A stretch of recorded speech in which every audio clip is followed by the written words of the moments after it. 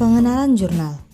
Hubungan ketahanan pangan keluarga dengan status gizi balita, studi di Desa Palasari dan Puskesmas Kecamatan Legok Kabupaten Tangerang. Adapun yang pertama yaitu metodologi penelitian. Penelitian ini merupakan penelitian deskriptif dan menggunakan rancangan penelitian kuantitatif dan kualitatif dengan metode penelitian cross-seksional atau potong lintang. Karena pada penelitian ini, variabel independen dan dependen diamati pada waktu atau periode yang sama. Rancangan penelitian deskriptif ini bertujuan untuk menerangkan atau menggambarkan ketahanan pangan, keluarga dan hubungannya dengan status gizi balita, serta upaya peningkatan ketahanan pangan. Kemudian teknik penelitian yaitu survei dan observasi ke lapangan. Yang kedua yaitu pembahasan. Ketahanan pangan merupakan suatu kondisi ketersediaan pangan yang cukup bagi setiap orang pada setiap saat dan setiap individu yang mempunyai akses untuk memperolehnya, baik secara fisik maupun ekonomi.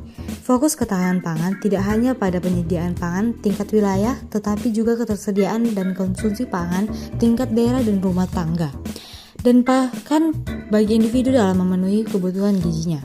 Sangat erat hubungannya dengan ketahanan pangan, di mana keluarga yang ketahanan pangannya mencukupi rata-rata memiliki status gizi baik.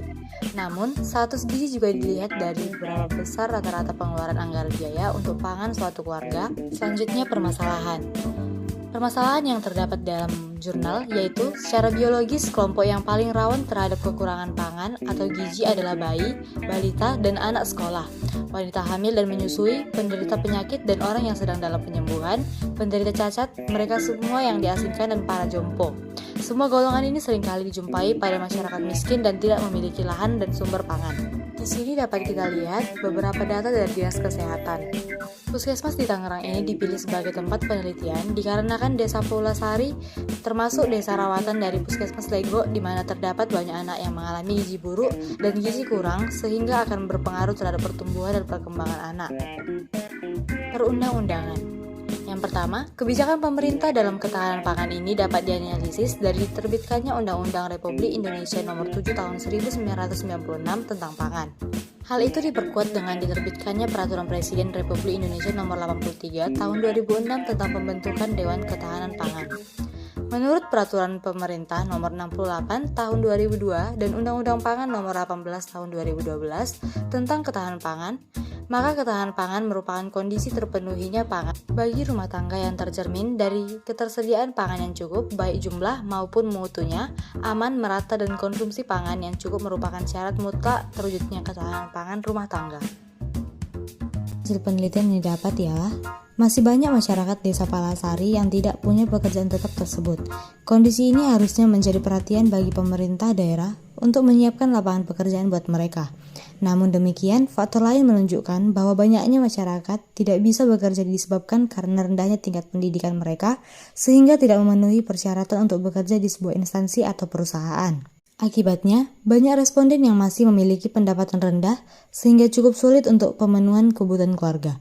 Pada tabel 1 di bawah ini menjelaskan bahwa sebagian besar konsumsi kalori responden penelitian memiliki konsumsi kalori lebih tinggi dari 2.200 kilokalori per orang per hari, yaitu 54 konsumsi kalori atau 54%, sedangkan sisanya 46 konsumsi kalori responden penelitian atau 46% mengkonsumsi energi kurang lebih dari 2.200 kilokalori per orang per hari.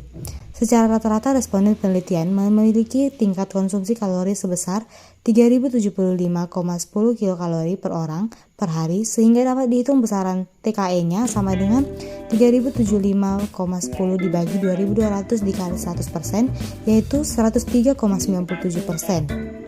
Angka TKE sebesar 103,97% atau kurang dari 80% merupakan angka kecukupan gizi atau AKG yang dianjurkan.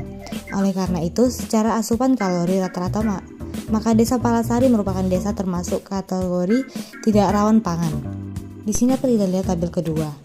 Di tabel kedua tersebut menjelaskan bahwa sebagian besar keluarga yang rentan dan rawan pangan memiliki balita dengan status gizi buruk dan kurang yaitu 47 balita dan memiliki status gizi baik yaitu 38 balita. Sementara keluarga yang tahan pangan, sebagian besar memiliki status gizi yang baik, yaitu sebanyak 13 balita, dan yang memiliki status gizi buruk dan kurang 2 orang. Kondisi ini menunjukkan bahwa di dalam keluarga yang rentan dan rawan pangan, belum tentu semuanya memiliki status gizi buruk dan kurang. Namun, banyak juga yang mendalami status gizi yang baik, begitu juga sebaliknya.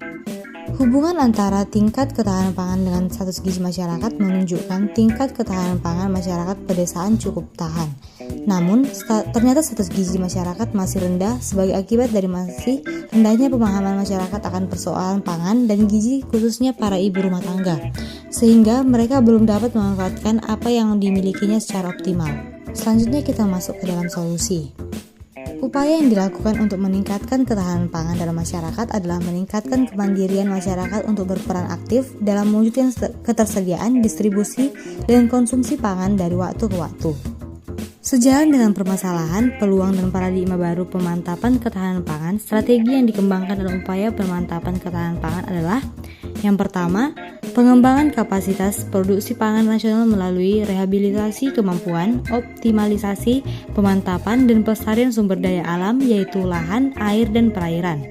Yang kedua, peningkatan pemberdayaan dan partisipasi masyarakat menuju ke terwujudnya ketahanan pangan rumah tangga, serta perilaku sadar gizi. Yang ketiga, pengembangan agribisnis pangan yang berdaya saing, berkerakyatan, berkelanjutan, dan tersentralisasi. Yang keempat, pengembangan dan peningkatan intensitas jaringan kerjasama lintas pelaku, lintas wilayah, dan lintas waktu dalam suatu sistem koordinasi guna mensinergikan kebijakan, program, dan kegiatan pemantapan ketahanan pangan. Dan yang terakhir, peningkatan efektivitas dan kualitas kinerja pemerintah dalam memfasilitasi masyarakat berpartisipasi dalam pemantapan ketahanan pangan.